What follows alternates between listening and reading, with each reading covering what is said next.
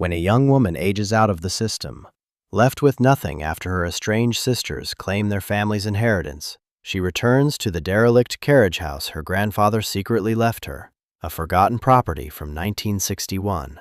What she discovers there isn't just about the past, it's about a future she never knew she had the right to claim. If you've ever felt like you were counted out, or that your story was written for you by someone else, then stick around. Hit that subscribe button, because this is a place for people who know what it means to fight for a second chance. The day I turned 18 was the day I officially became a ghost. Not the spooky kind that rattles chains, but the bureaucratic kind.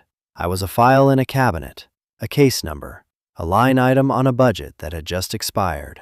For 6 years, since my parents' accident, the state had been my guardian. And on that Tuesday in March, with a weak sun filtering through the smudged window of the group home administrator's office, the state was firing itself. Miss Albright slid a thin manila envelope across her desk. It made a dry, scraping sound against the faux wood grain. "That's it, Alara. Your final paperwork, your birth certificate, social security card, and the balance of your trust account." She said trust account like it was a grand inheritance. It was $412. The accumulated pittance from Social Security survivor benefits that hadn't been eaten up by the cost of my own institutionalized existence. I stared at the envelope. It was so light. My entire life, documented and accounted for, weighed less than a paperback novel. "And this," she said, pushing a small, scuffed cardboard box forward, "your personal effects." The box contained a handful of faded photographs of my parents, looking young and impossibly carefree, a silver locket from my grandmother that my sisters hadn't thought to swipe, and a book of poetry I'd had since I was 10. Tucked inside the book was another envelope, thicker than the first and yellowed with age. It had my name on it, written in a shaky, unfamiliar cursive. Beside it sat a single, heavy, ornate iron key. It was the kind you see in old movies, the kind that opens a castle gate or a secret garden. It felt cold and ridiculously important in my palm. Ms. Albright cleared her throat, a little act of professional discomfort. "That came for you last week, from a law firm. We held it until today, as per the instructions." "A law firm?"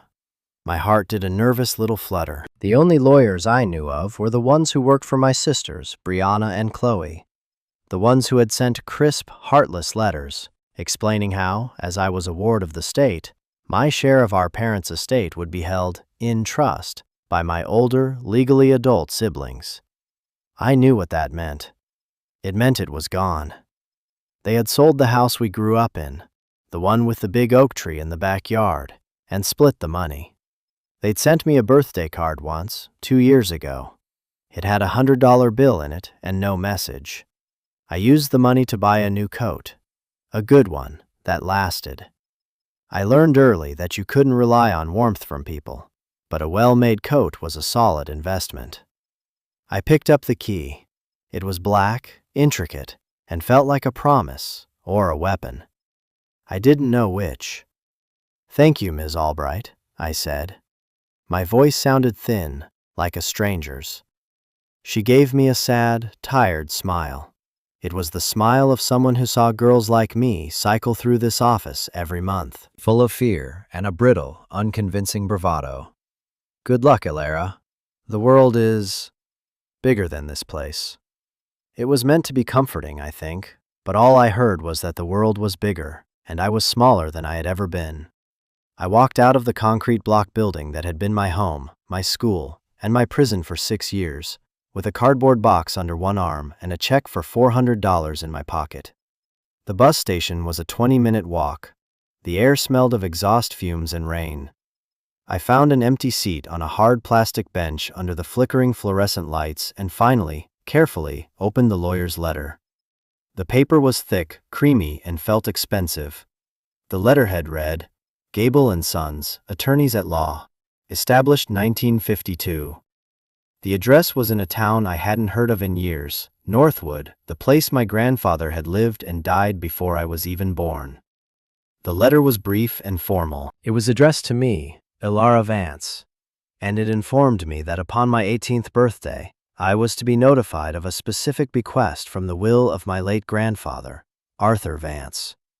It spoke of a property held in a separate, unassailable trust since 1961, described in the county records as Lot 7B, the Carriage House and its adjoining quarter-acre, situated at the rear of the Vance estate. It was mine, unconditionally. It stated that the enclosed key was for the main door of said property. There was a final sentence. Your grandfather was a very particular man. He believed some things were worth waiting for. I read the letter 3 times. The Carriage House. I had a vague, dreamlike memory of it. A small, stone building covered in ivy at the far edge of the sprawling lawn behind my grandparents' old house. The house my sisters now owned and were probably preparing to sell to a developer. I remembered being told to stay away from it, that it was old, unsafe, that it was full of junk. My sisters, in their methodical inventory of the estate, had apparently agreed. They'd taken the main house, the investments, the art, the furniture. They'd taken everything of value, but they had forgotten the junk. They had forgotten the carriage house, or maybe they never knew it was separate, that it had been waiting for me, locked up and silent, for my entire life. I looked at the iron key in my hand, then at the bus schedule on the wall. A bus to a town 2 hours away from Northwood was leaving in 45 minutes. From there, I could get a local line. It would take everything I had, every penny of my so-called trust fund. It was a stupid, reckless idea. I had no plan, no safety net. I was walking toward a derelict building that probably had a collapsed roof and a rat problem, but it was the only thing in the world that was mine. It was the first choice I had ever really been able to make. I stood up, walked to the ticket counter, and bought a one-way ticket to a place I barely remembered, to claim a home I had never known. The journey was a slow-motion dissolve from one world to another. The city bus was all hard plastic and graffiti-etched windows, the world outside a blur of concrete, steel, and anonymous faces. It was the landscape of my life for the past 6 years. Functional, impersonal, and gray. I held the cardboard box on my lap, my fingers tracing the edges, as if it contained the entirety of my fragile existence, which, in a way, it did. Then I transferred to the regional coach, and the scenery began to change. The buildings grew shorter, farther apart. Concrete gave way to patches of stubborn grass, then to wide, open fields stitched together with old stone walls. The sky seemed to get bigger, a vast, pale canvas that made me feel even smaller. The passengers were different, too. Fewer people staring at phones. More people staring out the window, their faces placid, their thoughts their own. An older woman with a kind, crinkled smile offered me half of her apple, and I was so surprised by the simple gesture of kindness that I could barely stammer a thank you. In the group home, you learned to be wary of gifts. They always came with strings. This was just an apple. It tasted sweet and crisp, and for a few minutes, it made the knot of anxiety in my stomach loosen just a little. When I finally got off at the bus stop in Northwood, the sun was low in the sky, casting long, dramatic shadows across the town square. It was one of those impossibly quaint New England towns you see in postcards. A white-steepled church, a gazebo on a town green, shops with painted wooden signs. It was quiet. The air smelled of damp earth and wood smoke, a scent so different from the city's perpetual exhaust fumes that it felt like I was breathing a different element. For a moment, I was paralyzed. What now? I was a stranger here. I had a key, an address, and a dwindling sense of confidence. I asked the bus driver, a man with a thick gray mustache and tired eyes, for directions to the Vance estate. He looked at me, a flicker of recognition, or maybe just curiosity in his gaze. The old Vance place? Sure. It's a good walk, though. Up on Ridge Road. Big gates, you can't miss it. He paused, then added, You family? The question hung in the air. Was I? I had the name, I had the blood, but I had no connection. Something like that, I mumbled, hoisting the strap of my thin backpack onto my shoulder. The walk took nearly an hour. The town's neat sidewalks eventually disappeared, turning into a gravel shoulder on a winding country road. The houses became larger, set farther back, hidden behind walls of trees. And then I saw it. The gates were just as the driver had described them, tall, wrought iron, with a stylized V worked into the metal. They were closed. A shiny new security keypad was mounted on one of the stone pillars. Beyond the gates, a long winding driveway led to a massive white colonial house, the kind you see in magazines about country living. Lights were on inside, warm and yellow. My sister's house. I felt a cold wave of something, anger, envy, loss, wash over me. That could have been my home. Before the accident, we'd visited for holidays. I had vague, fuzzy memories of running on that huge lawn, of the smell of my grandmother's baking. It all felt like a story about someone else. There was no way I was going through that gate. I walked along the old stone wall that bordered the property, my hand trailing over the cool, moss-covered rocks. The wall was high, but I was looking for a break, a path, something. The lawyer's letter had said the carriage house was at the rear of the property.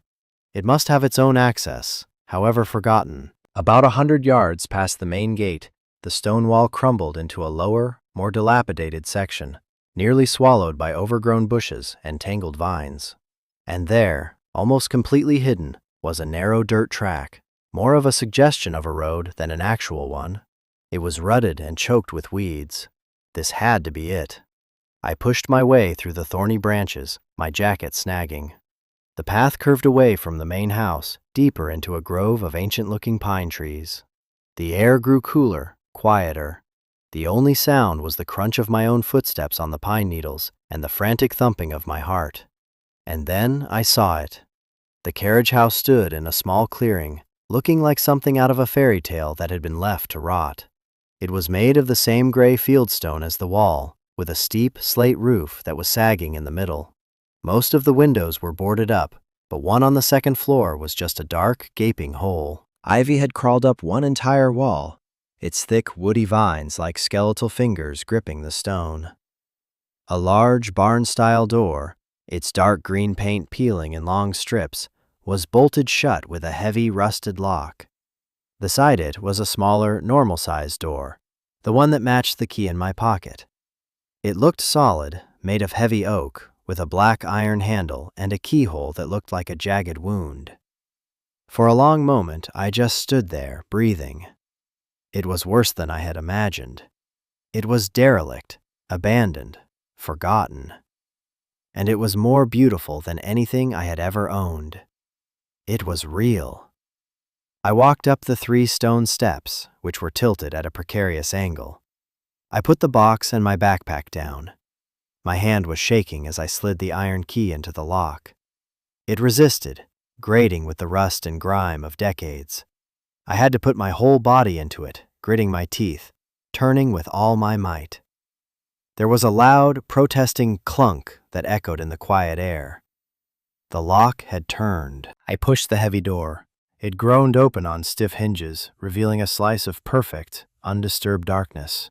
The air that rolled out was thick and musty, the smell of trapped time, of dust and decay and dry paper.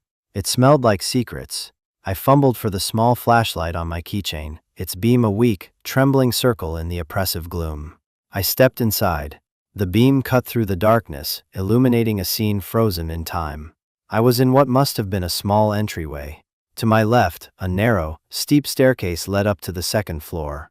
Straight ahead was the main space of the carriage house. Dust motes, thick as insects, danced in the cone of light. Everything was covered in a uniform layer of pale gray dust, a shroud that softened every edge and muted every color. It was like stepping into a photograph from 100 years ago. The space was larger than I'd expected.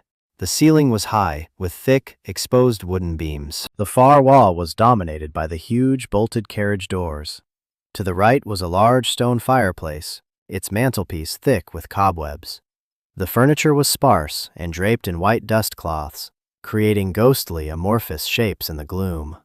A long sofa, a couple of armchairs, a low table.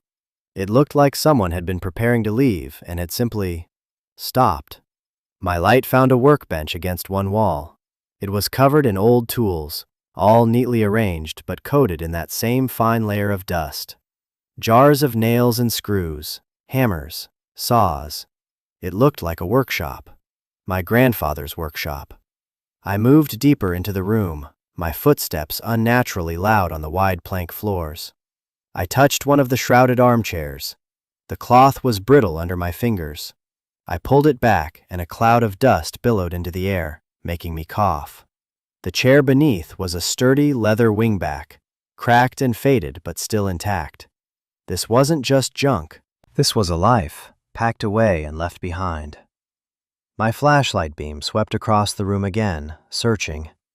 The lawyer's letter. My grandfather's words. He believed some things were worth waiting for. He had left this for me. There had to be more than just a dusty building. My gaze fell on a heavy, sea-worn wooden chest, tucked away in the shadows beside the fireplace. It was about the size of a coffee table, bound with iron straps. It wasn't covered with a cloth. It seemed placed, deliberately. It had a large, formidable-looking brass lock, but there was no keyhole. My heart started to beat faster. This was it. I ran my hands over the rough wood. It felt ancient. I knelt down, examining the lock. It wasn't a key lock. It was a combination lock, a series of 4 brass rings with letters etched on them. A word lock. What word? A name? A date? I tried my name, Ilara. Nothing. I tried Vance. Nothing. I tried the year, 1961. The lock remained stubbornly shut. Frustration pricked at me. I was so close. I sat back on my heels, the flashlight beam playing over the chest. My grandfather. I barely knew him. He'd died when I was a baby. My parents rarely spoke of him, and when they did, it was with a strange mixture of reverence and resentment. They called him a stubborn old man, a man who lived by his own rules. What word would a man like that choose? I thought about the key in my pocket, the way it felt solid and real. I thought about the lawyer's letter. I stood up and let the beam of my flashlight wander around the room again, more slowly this time, looking for a clue. It passed over the mantelpiece above the fireplace. Something was carved into the thick oak beam, almost obscured by the dust and shadows. I wiped it with the sleeve of my coat. Letters. 4 letters, deeply and carefully carved into the wood. H-O-M-E. My breath caught in my throat. It was so simple, so obvious. I knelt down again, my fingers trembling as I turned the brass rings. H-O-M-E. With a soft, satisfying click, the mechanism released. The latch sprang open. I lifted the heavy lid of the chest. The smell that wafted out was completely different from the mustiness of the room. It was the clean, dry scent of old paper and leather. The chest was full. Neatly stacked and organized, it was an archive of a life I never knew. On the very top was a large, leather-bound ledger. I lifted it out. It was heavy. I opened it to the first page. In the same elegant, slightly shaky cursive as the note on the envelope was a title, For Ilara. Beneath it, a date, the day after I was born. My grandfather had been preparing this for me my entire life. I sat on the dusty floor, the single beam of my flashlight my only companion, and I began to read. The ledger was the first thing.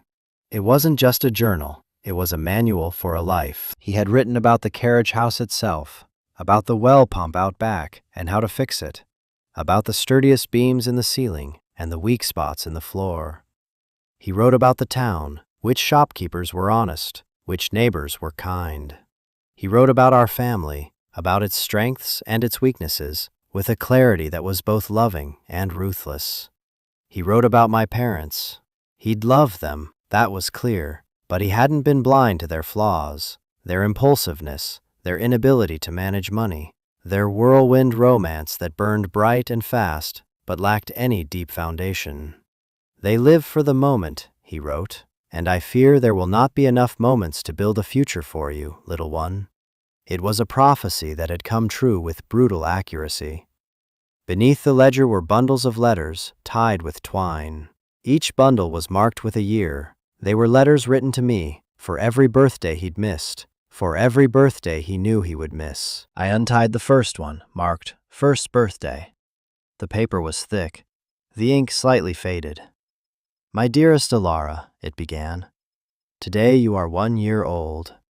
I wish I could be there to see you take your first steps. I wish I could hold your hand. But your parents have decided to move away, to chase some new dream, and they believe an old man like me would only slow them down.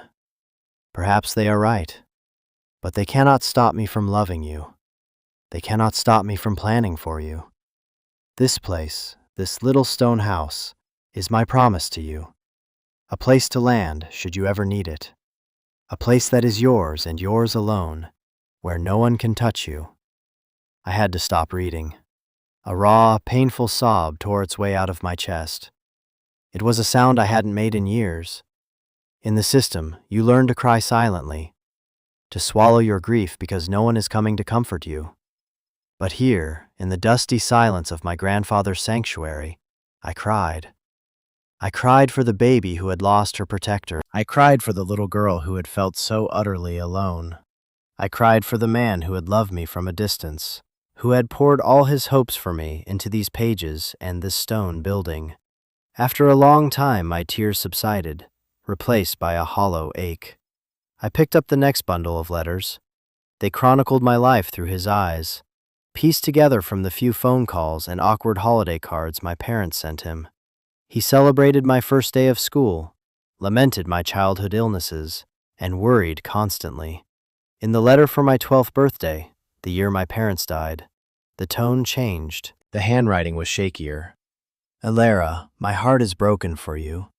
I tried to intervene. I called the social workers. I told them I was your grandfather, that I would take you. But your sisters, Brianna and Chloe, they produced a document. A letter your parents signed years ago in a moment of anger with me, naming them your legal guardians in the event of their death. The courts honored it. Your sisters argued that an old man, set in his ways, was no place for a grieving child. They said they would care for you. They lied, little one. I know they lied. They wanted the estate, not the responsibility. They have put you in a home, and they have barred me from seeing you. They have stolen your childhood. And I am so sorry that I was not strong enough, not clever enough to stop them." The paper was blotched in places, as if by tears. His pain was a living thing on the page. He hadn't abandoned me, he had fought for me, he had lost. The system and my sister's greed had beaten him. This carriage house wasn't a backup plan. It was his only remaining weapon. It was the one thing he had managed to shield for me, his last desperate act of love and defiance. At the very bottom of the chest, beneath all the letters, was a false bottom. I lifted it out and my breath hitched. It was filled with cash. Neat stacks of old bills, held together with rubber bands that were so old they crumbled to dust when I touched them. I didn't count it, but it was more money than I had ever seen in my life. It wasn't a fortune, but it was enough. Enough to fix the roof, enough to buy food, enough to live on while I figured out what came next. Tucked in with the money was one last envelope. It was sealed with wax, stamped with his initial, A. Inside was a single sheet of paper. It wasn't a letter. It was the original deed to the carriage house, dated 1961. And attached to it was a legal document, a sworn affidavit signed by my grandfather and notarized by a local lawyer, a Mr. Gable. It stated, in clear, unambiguous language, that the contents of the carriage house, including any and all items stored within its walls, were part of the bequest. He had thought of everything. He had armed me. I sat there in the dark for what felt like hours, the beam of my tiny flashlight growing weaker and weaker. The weight of the past, of all this hidden love and silent sacrifice, settled over me. It wasn't a burden, it was an anchor. For the first time since I was a child, I didn't feel like I was floating, untethered, at the mercy of the currents. I had a place. I had a history. I had a story that didn't start with loss, but with a fierce, protective love. I spent the night on the dusty leather armchair, wrapped in my coat, the ledger and the letters piled on my lap. I didn't sleep. I read. I read until the flashlight died, and then I just sat in the dark, listening to the old house settle around me, feeling the presence of the man who had built this ark for me. The next morning, the sun streamed through the grimy, unboarded window upstairs, cutting a bright, dusty shaft of light through the gloom. It was a new day, and I had work to do. The first few days were a blur of overwhelming tasks. The place had no running water and no electricity. The first night, I had been running on pure adrenaline and discovery. The second night, the cold set in, a deep, penetrating chill that seeped up from the stone floor and made my bones ache. The money from the chest felt like a sacred trust, and I was reluctant to spend it frivolously.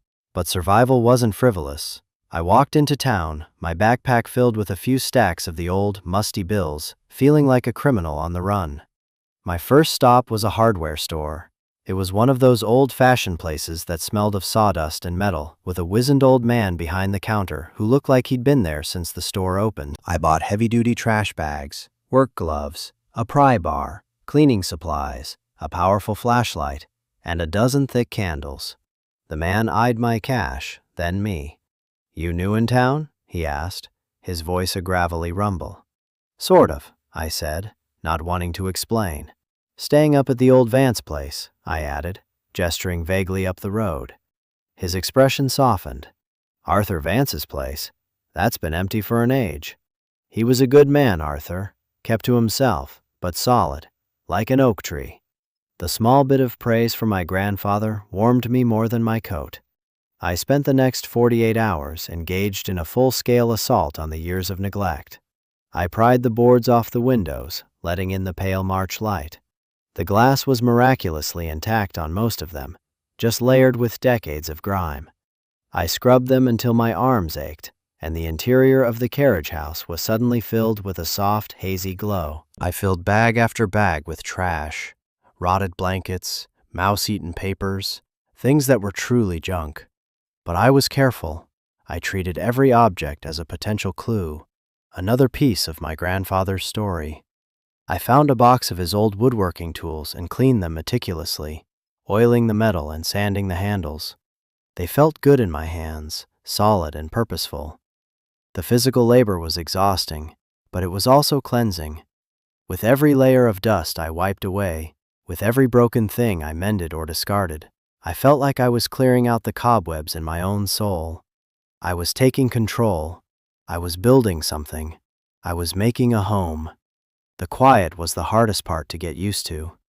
After 6 years in a house with 20 other girls, where there was always shouting or a TV blaring or someone crying, the profound silence of the carriage house was unnerving. At night, with only the flicker of candlelight, every creak of the old building sounded like a footstep. Every gust of wind rattling the windows was an intruder. My fear was a constant companion. Fear of the dark, fear of being alone, and the bigger, more pressing fear, that my sisters would find out I was here. It was inevitable, I knew. This was a small town. News traveled, and I was a loose end they thought they had neatly tied up. The confrontation came sooner than I expected. On the 4th day, as I was struggling to haul a waterlogged mattress out the door, a sleek black SUV pulled up the overgrown track. My heart leaped into my throat. A woman in a sharp business suit got out.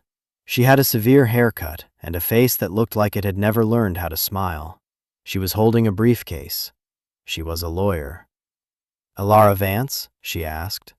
Her voice was as cold and sharp as her suit. I just nodded, my hands tightening on the filthy mattress. "I represent your sisters, Brianna and Chloe Vance," she said, as if I couldn't have guessed. "They've been made aware of your presence here. I am here to inform you that you are trespassing on their property." I finally found my voice. "No, I'm not. This carriage house belongs to me. It was left to me by my grandfather." She gave a small, dismissive laugh. "A charming fantasy. The entire estate was passed to your parents and subsequently to your sisters as their legal heirs. This shack is part of that estate. They are the legal owners." "I have the deed," I said, my voice shaking slightly. "A separate deed from 1961. Her expression flickered for a fraction of a second. She hadn't expected that. That's a matter for the courts to decide. In the meantime, you are squatting. However, she said, her tone shifting to one of magnanimous condescension, my clients are not without sympathy for your situation. They are prepared to offer you a settlement, $5,000. In exchange, you will sign a quitclaim deed for any supposed interest you have in this property and agree to vacate the premises immediately. $5,000. My mind reeled. A week ago, that amount of money would have seemed like a king's ransom. It would have been enough to get a small apartment, to start over somewhere new, somewhere anonymous. It was the easy way out, the sensible way out. For a terrifying second, I was tempted. I could take the money and run, disappear, avoid the fight, avoid the pain, avoid having to face them. But then I thought of my grandfather's letters. I thought of the love and care poured into every word, into every neatly stacked bill in the chest. He hadn't fought for me, hadn't planned for me for decades, just for me to sell his legacy for a pittance. He had left me a home, not a bargaining chip. No, I said. The word came out stronger than I expected. What did you say? The lawyer asked, her eyebrows arching in surprise. I said no. This is my home, and I'm not leaving. Her face hardened. You're making a very big mistake, Ms. Vance. My clients have considerable resources. They will have you evicted. You will end up with nothing. I already have nothing, I shot back. So I have nothing to lose. She stared at me for a long moment, her cold eyes reassessing me. I wasn't the broken little girl from the group home she had expected. I was someone standing on her own land, defending her own home. She gave a curt nod. Very well. You'll be hearing from our office. She got back in her expensive SUV, which seemed obscenely large and out of place next to my crumbling stone house, and drove away, leaving a cloud of dust in her wake. I stood there, my heart hammering against my ribs, the filthy mattress still in my hands. I had done it. I had stood up to them. The relief was quickly followed by a fresh wave of terror. I had just declared war on my own family, and I was completely, utterly outgunned. That night was the worst yet. The candles seemed to provide less light. The shadows seemed deeper and more menacing. Every sound was the lawyer coming back with the police.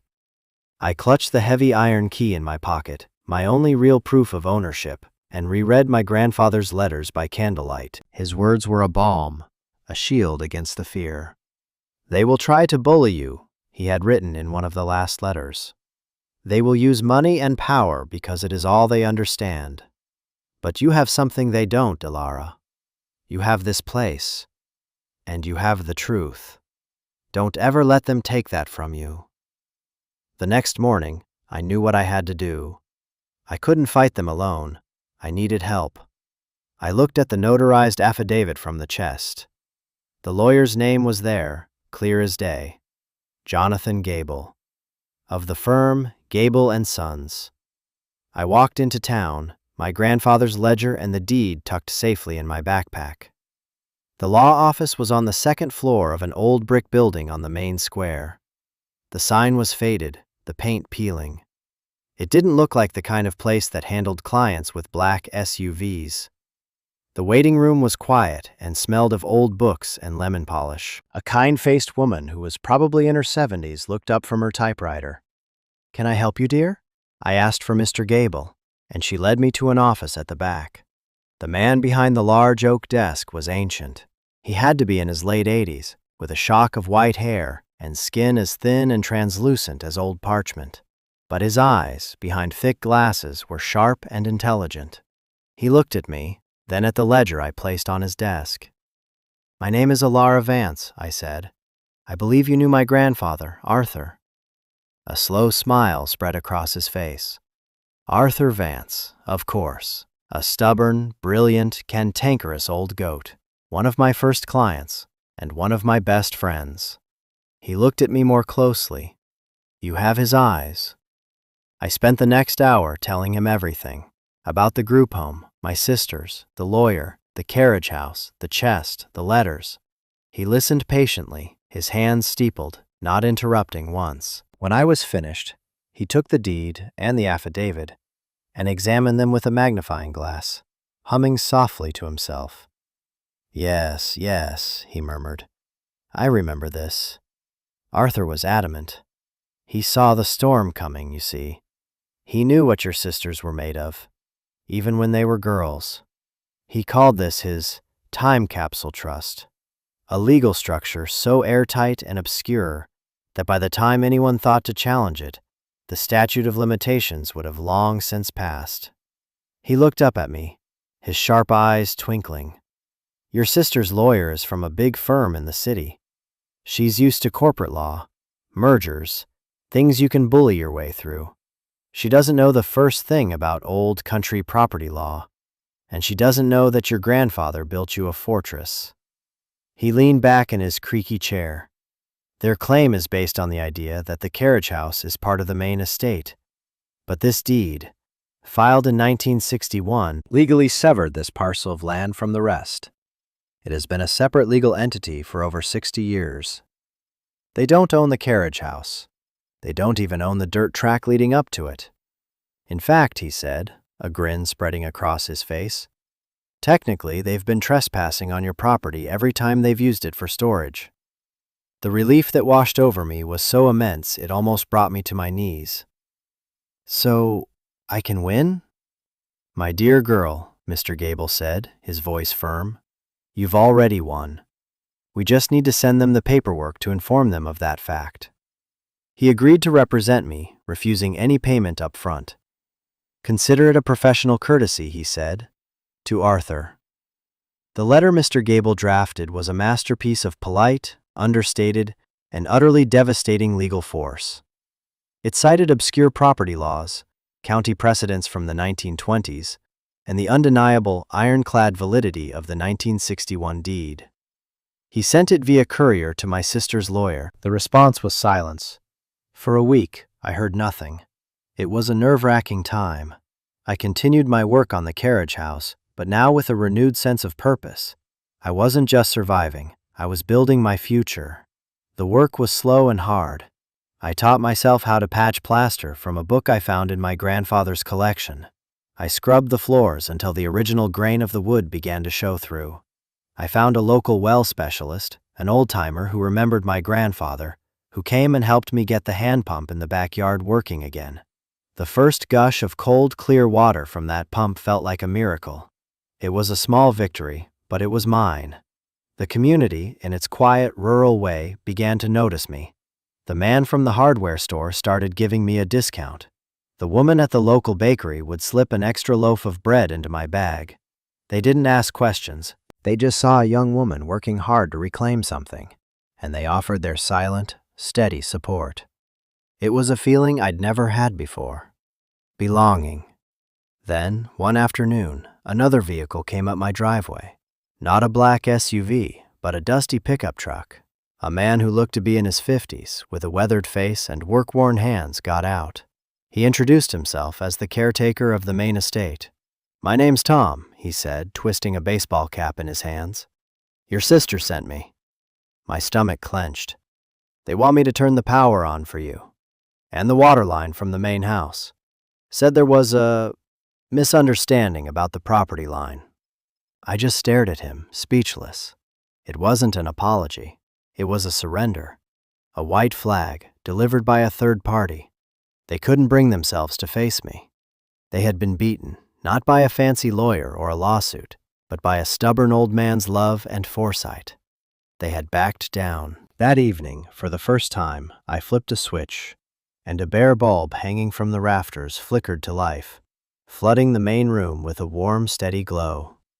I turned a tap in the small, primitive kitchen, and water, hot water, flowed out.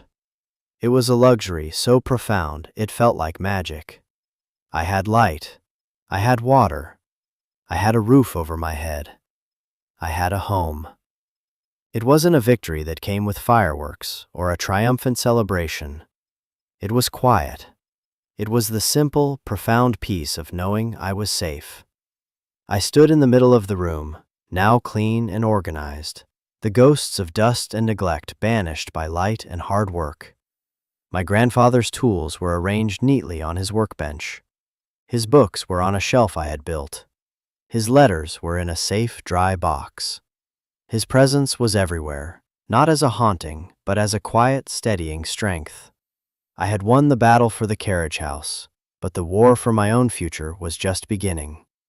I still had so much to learn, so much to heal from. The scars from my childhood, from the years of feeling unwanted and invisible, they didn't just disappear. But here, in this house built of stone and love, I finally had a place to let them heal, a place to be seen. Over the next year, my life took on a rhythm it had never had before. I got a job at the town library, a quiet, peaceful place where I was surrounded by stories. The work was simple, but it was steady, and it connected me to the town. I spent my weekends and evenings continuing my work on the carriage house. I learned how to sand floors, how to paint walls, how to plant a small garden in the quarter-acre of land that was mine. Tom, the caretaker, would often stop by, offering advice on repairs or dropping off leftover supplies from his own projects. He never mentioned my sisters, and I never asked. We had an unspoken understanding. He was a good man, caught in the middle of a family he didn't belong to, just like me. Mr. Gable became a regular visitor. He'd bring me files of old town records he thought I'd find interesting, or just sit with me on the small porch I'd built, drinking tea and telling me stories about my grandfather. Through him, Arthur Vance became a real person to me, a man who loved fishing, who was a brilliant carpenter, who could be stubborn as a mule, but who had a heart as big as the sky. I learned that inheritance isn't just about property or money. It's about the stories we carry, the values we choose to live by. My sisters had inherited the Vance fortune, but I had inherited my grandfather's legacy, his resilience, his integrity, and his belief in the power of building something real with your own two hands. I never heard from Brianna or Chloe directly. All communication happened through lawyers. They eventually sold the main house to a family from the city, and I watched from my little stone house as their moving vans came and went. I felt a pang of sadness, not for the house itself, but for the family we could have been. But I knew, with a certainty that settled deep in my bones, that I was the lucky one. They had a house, but I had a home. One evening in late autumn, as the leaves were turning brilliant shades of red and gold, I was sitting on my porch, reading one of my grandfather's books. A car I didn't recognize pulled into my driveway. It was a modest sedan, not a luxury SUV. A woman got out, about my age. She looked nervous. "Ilara Vance?" she asked. I nodded. "I'm Sarah," she said. I used to live at the Northgate Group home." Recognition dawned. She was a quiet girl who had arrived a few months before I left. "I remember you," I said, offering her a small smile. "Ms. Albright told me where you were," she explained, her words coming in a rush. "She said you found a place. I'm turning 18 next month. I'm terrified. I don't have anyone or anywhere to go. I just wanted to see that it was possible." I looked at her, at the fear and hope warring in her young face, and I saw myself a year ago, lost, alone, standing on a precipice. I looked around at my little stone house, at the warm light spilling from the windows, at the small garden I had coaxed from the stubborn soil. My grandfather had given me a sanctuary, but a sanctuary is no good if you keep the doors locked. "It's possible," I said, my voice thick with emotion. "It's hard, but it's possible. Would you like a cup of tea?" That was the real beginning. Not the day I got the key, not the day I won the legal fight, but the day I opened my door to someone else who was lost. The carriage house became more than just my home. It became a symbol, a testament to the idea that you can build a future out of the ruins of the past. It taught me that home isn't something you're given, it's something you make. You make it with your own hands, with your own heart. You make it by fighting for it, by protecting it, and by sharing it. My story isn't about a forgotten inheritance. It's about what we choose to do with the chances we're given, no matter how small or dilapidated they may seem. It's about finding out that your greatest strength can come from the people who loved you, even if they're no longer here to say it. Their love doesn't die. It waits. It waits in old letters, in dusty rooms, in the quiet strength of a stone wall. It waits for you to be ready to claim it. If you've made it this far, thank you. Maybe something in my story resonated with you. Maybe you've had to fight for your own carriage house, a place of safety in a world that felt scary and uncertain. If you have, I want you to know you're not alone. This community we're building here is for people like us. People who know that the most valuable things in life aren't the ones that are easily taken, but the ones that are earned, built, and cherished. Please, share your own story in the comments below. I read every single one. What has been the carriage house in your life? What forgotten piece of your past gave you the strength to build your future? Your story matters, and if you haven't already, please subscribe. Let's continue to build this space together, a place where every story of survival and resilience is a foundation for someone else's hope.